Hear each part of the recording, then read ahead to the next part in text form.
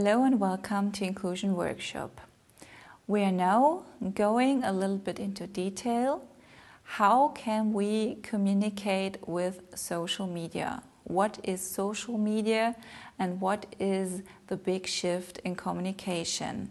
So how changes social media the way we communicate, and what can youth organizations learn about it?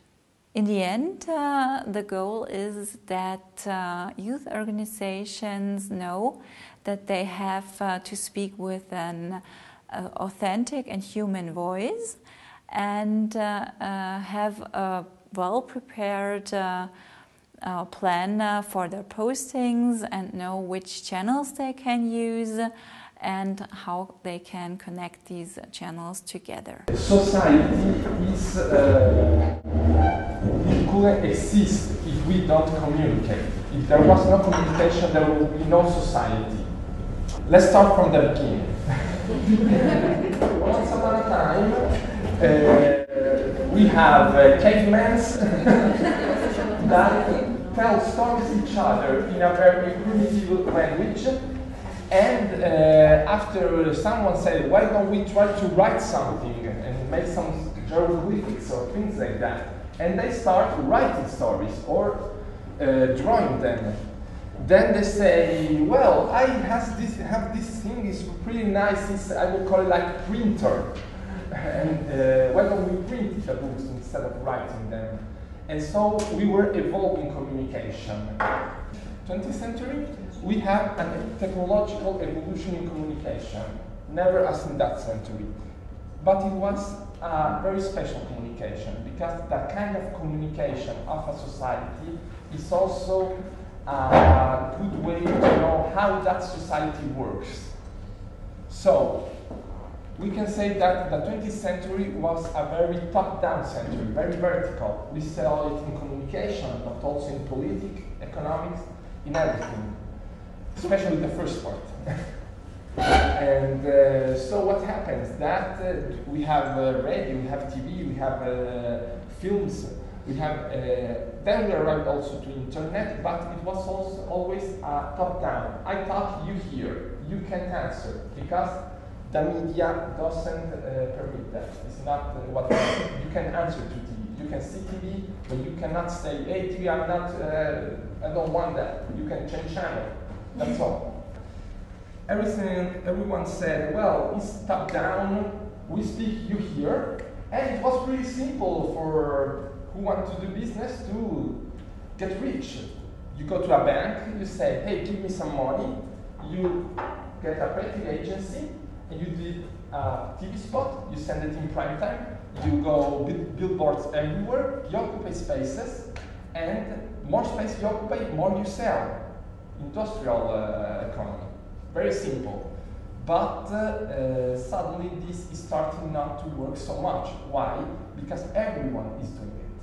So if just Barilla goes on prime time, everybody just knows Barilla. But if all the other pasta industries go on TV in prime time, well, it's pretty confusing. You have too much. So you go to a supermarket and you find like 20 kinds of pasta, 20 types of pizza, and you say, which is the best? Which is the one I should buy? And you have an attention problem, because we are entering a society of attention. I'm not interested in saying to you what to buy, but first I have to say to you, hey, hear me. So some say, hey, we can go over this by starting a relation with the consumer. So we try, for example, to say, hey, let's put a mail address where you can write if you're not happy with the product. Or there's a green number, and you can phone us and tell, I don't like this product, it's not good. And we hear you, and we make the product better with you telling us what to do. Then the mail and everything. So business, brands, not just business, organization started to talk with their users, with their consumers. And this is a very important thing, because for much time the idea of this was not really transparent thing. It was like, I talk with you, I may make you feel important, but I really don't care about you. It's just to sell you things. With social media, that came over. For all the vertical century, the 20th century, we said we had lifestyles. Advertisers talk about stereotypes, about the common people. You are right-wing movies. You are an ecologist. You are religious. You are Christian. You are Jewish. You were not a person with an individuality. You were a kind of person. You have your lifestyle, but well, it's not so yours after all. And so they have only one interest. They didn't care about innovators and early adopters. They care about masses, because industrial business is about masses. You have to get a product and make it industrial for everyone. Everyone has to get it. And so you come to the 8%. With social networks and social web, you start something else. You start talking to the innovators and early adopters, to the niche. So we pass from stereotypes and lifestyles to life moments and individuality. So each one of us is different, and each of the users of your organizations are different.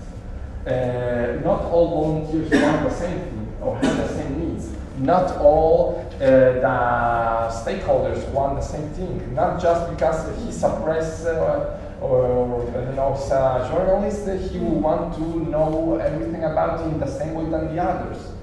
You have to find that precise target of who cares about your story really. There are some people that will say, hey, I like your idea, and I will make it my lifestyle. But there are very little people. It's maybe those ones, the 20%, maybe, that say, hey, I will dedicate all my life to this cause or to this idea. It's very difficult to find these people. You find them, you are very lucky. And so you have to motivate them, to help them make this idea possible.